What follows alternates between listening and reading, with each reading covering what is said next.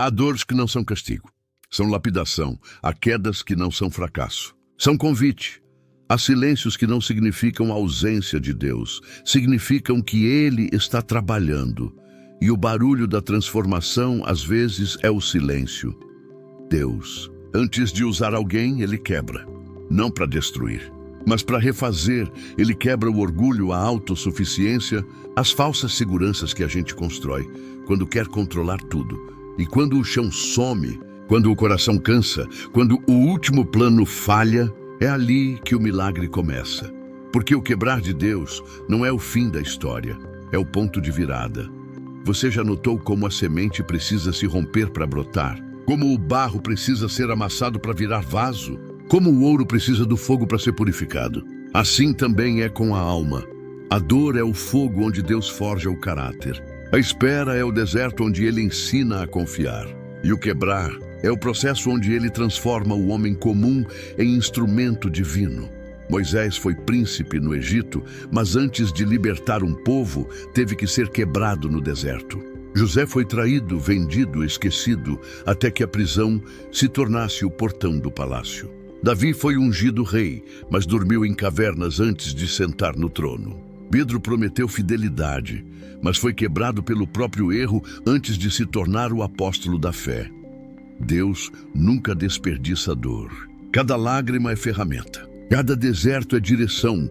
Ele quebra para tirar o que não serve, para moldar o que vai servir. E talvez você esteja nesse exato lugar agora, onde tudo parece estar se desfazendo, onde nada mais faz sentido, onde o que antes era firme ruiu. Mas escute, Deus não está te punindo, Ele está te preparando. A preparação sempre vem disfarçada de perda. E o que parece atraso é só o tempo perfeito de Deus agindo fora do seu relógio. Porque antes de te entregar o propósito, Ele precisa te ensinar a depender. Antes de te levantar, Ele precisa te ensinar a se ajoelhar. Em 1 Pedro 5,10, está escrito: e o Deus de toda graça, que os chamou para a sua glória eterna em Cristo, depois de terem sofrido um pouco, Ele mesmo os aperfeiçoará, firmará, fortalecerá e os porá sobre firmes alicerces. Percebe? Deus não diz se sofrerem. Ele diz, depois de sofrerem um pouco, o sofrimento é parte do caminho. Mas o final da promessa é claro. Ele mesmo vai te firmar. Ele mesmo vai te fortalecer. Ele mesmo vai te restaurar. Não é o sofrimento que define você, é o que Deus faz depois dele. Jacó lutou com Deus até sair mancando, mas aquele mancar não era sinal de fraqueza, era lembrança. Lembrança de que quem anda com Deus nunca mais anda do mesmo jeito. Jó perdeu tudo o que tinha, mas de pé no meio das cinzas declarou: ainda que ele me mate, nele esperarei.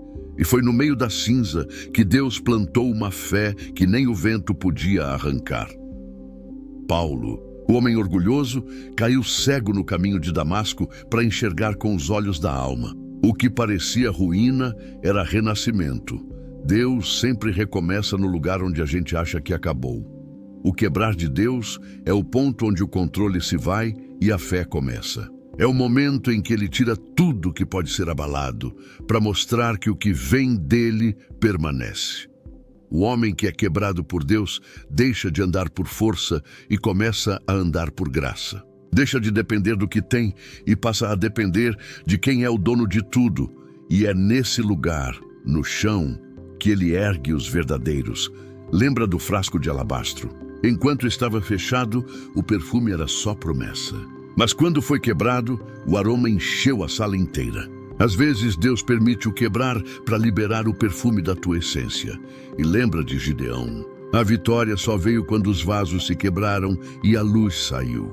Deus usa rachaduras para deixar a luz dele escapar de dentro de você.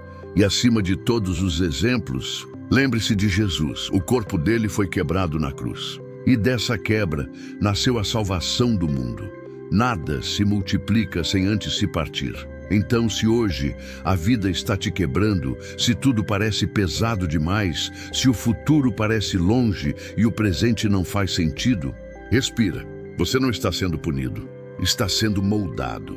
Deus não está te afastando do teu destino. Ele está te preparando para sustentá-lo. O vaso que ele está fazendo não é para ser bonito na estante, é para ser forte no campo de batalha.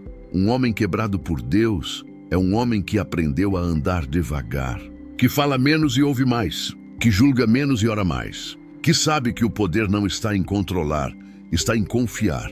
E um dia, quando tudo fizer sentido, você vai olhar para trás e dizer: se Deus não tivesse me quebrado, eu ainda seria o mesmo, frágil por dentro, cheio por fora.